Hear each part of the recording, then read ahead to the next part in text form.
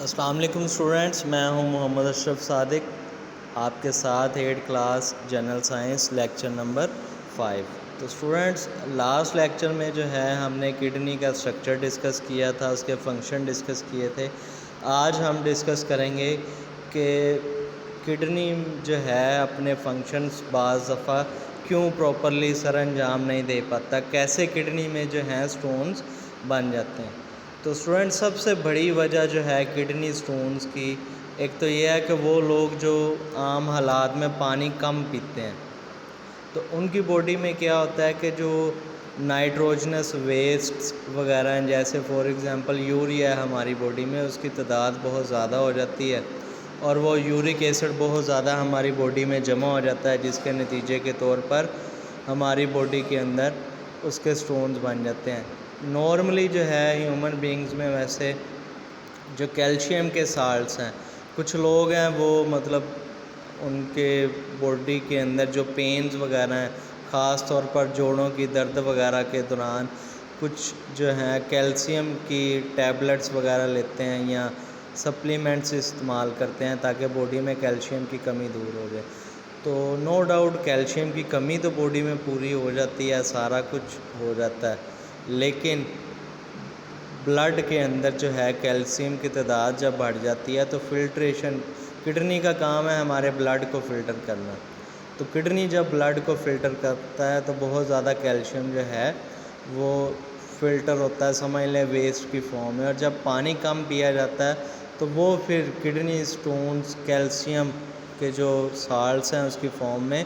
جمع ہو جاتے ہیں۔ اس لیے جو ہے ہمیں پانی زیادہ پینا چاہیے تاکہ ہماری باڈی میں یہ سٹونز وغیرہ نہ ہو۔ اب سٹونز بن جائیں تو اس سے پھر پرابلم کیا آتی ہیں؟ وہی سٹونز جو ہیں بعض دفعہ جو ہیں ہماری یوریٹر، یعنی وہ نالی جہاں پر یورینیشن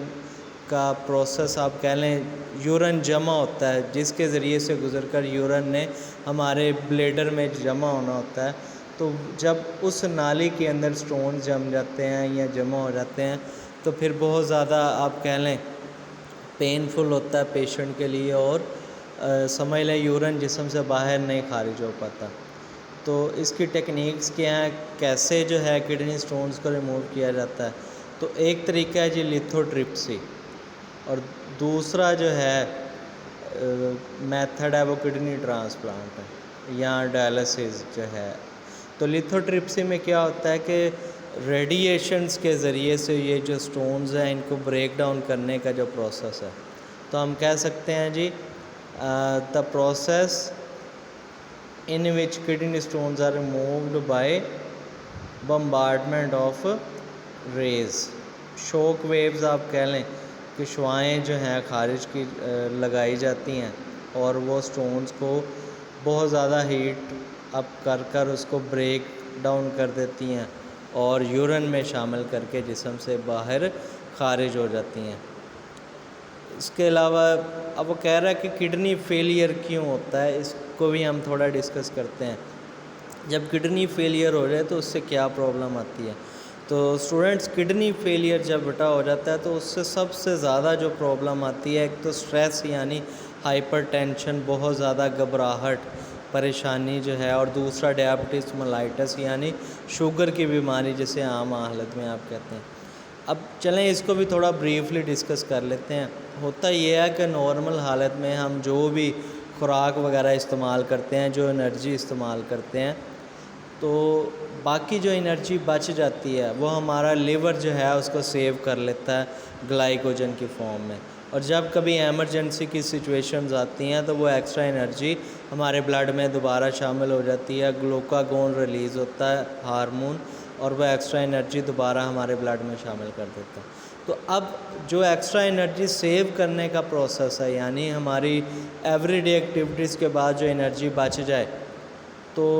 وہ انسولین ہارمون جو ہے وہ ایکسٹرا انرجی کو ہم گلائکوجن کی فارم میں ہمارے لیور میں سیو کر دیتا ہے۔ تو جن لوگوں کو شوگر ہو جاتی ہے ان میں انسولین پیدا نہیں ہوتی، تو ڈائبٹیز ملائٹس یعنی شوگر کی بھی ایک بہت بڑی وجہ یہی ہے کہ رینل فیلئر یعنی کڈنیز جو ہیں وہ گردے جو ہیں وہ خراب ہو جاتے ہیں، جس کی وجہ سے اپنا کام نہیں کر پاتے اور پیشنٹ جو ہے کڈنیز فیلئر کے ساتھ ساتھ ڈیابٹیز ملائٹس کا بھی شکار ہو جاتا ہے۔ اب اس کے بعد اس کا جو ہے ڈائلسس ہے، اس کو ڈسکس کرتے ہیں۔ تو ڈائلسس اسٹوڈنٹس دو طرح کا ہوتا ہے، ایک ہوتا ہے ہیمو ڈائلسس اور ایک ہوتا ہے پیریٹونیل ڈائلسس۔ تو ہیمو ڈائلسس ہماری جو عام ہے، جیسا کہ بازو آپ کو ڈائیگرام میں دکھایا جا رہا ہے، یہاں سے ایک اسٹوڈنٹس نالی ہوتی ہے جسے ہم ہیمولیمف بولتے ہیں، وہاں پر پوری باڈی کا بلڈ گزرتا ہے۔ تو اس سے کیا ہوتا ہے کہ اس بلڈ کے ساتھ ہم ڈائلائزر مشین لگا دیتے ہیں، بلڈ کو فلٹر کر لیتے ہیں، خون کو صاف کرنے کے بعد دوبارہ سے جو ہے ایک سائڈ سے ہم بلڈ پوری باڈی سے نکالتے ہیں، صاف کرتے ہیں، دوسری طرف سے باڈی میں دوبارہ شامل کر دیتے ہیں۔ اور دوسرا پیریٹونیل، یہ ہمارے جو سمجھ لیں گٹ ہے، یعنی جو پیٹ ہے، اس کے پاس پیریٹونیل کیوٹی موجود ہوتی ہے، وہاں پر بھی پوری باڈی کا بلڈ گزرتا ہے۔ تو ڈائلسس دو طرح کے، ہیمو ڈائلسس اور پیریٹونیل ڈائلسس، تو اب دونوں طرح سے ہو سکتا ہے۔ کڈنی ٹرانسپلانٹ کیا ہے کہ پورا کڈنی ہی جو ہے وہ بدل دیا جائے، یعنی فار ایگزامپل جس پرسن کا کڈنی ڈیمیج ہو گیا، اب اس کو کیا کریں گے کہ اس کے کڈنی کی جگہ، ویسے تو ایک کڈنی بھی جو ہے کام کر سکتا ہے، نارمل ہیومن بینگز اس سے اچھی طرح جو ہے وہ لائف اپنی گزار سکتے ہیں، لیکن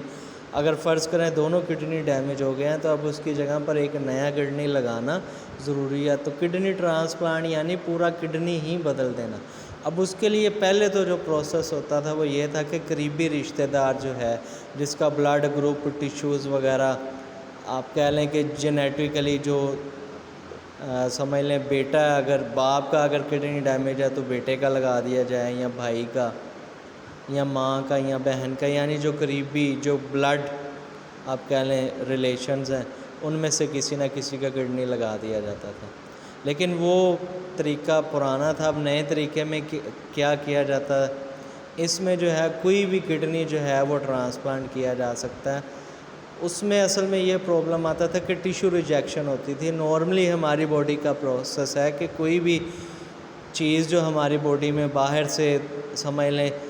داخل ہوتی ہے تو ہماری باڈی کے جو وائٹ بلڈ سیلز ہیں وہ ان کے خلاف اینٹی باڈیز بناتے ہیں، فائٹ اپ کرتے ہیں۔ تو جب اس طرح سے باہر سے ہم کڈنی لگاتے ہیں، مطلب کسی دوسرے پرسن کا کڈنی لگاتے ہیں، تو وائٹ بلڈ سیلز ان کے خلاف بھی اینٹی باڈیز بناتے ہیں، ٹیشو ریجیکشن کرتے ہیں کڈنی کو ڈیمیج کرنے کے لیے۔ تو وہ پھر میڈیسنز اب ایسی تیار کر لی گئی ہیں کہ وہ ان جو وائٹ بلڈ سیلز ہیں ان کو کچھ عرصے کے لیے جو ہے اینٹی باڈیز بنانے سے روکتے ہیں، جس سے ٹیشو ریجیکشن نہیں ہوتی۔ تو اسٹوڈنٹس ہمارا یہ چیپٹر تقریباً ختم ہو چکا ہے۔ اب اس کے کچھ کوسچنز باقی ہیں، وہ میں آپ کے ساتھ شیئر کر دیتا ہوں۔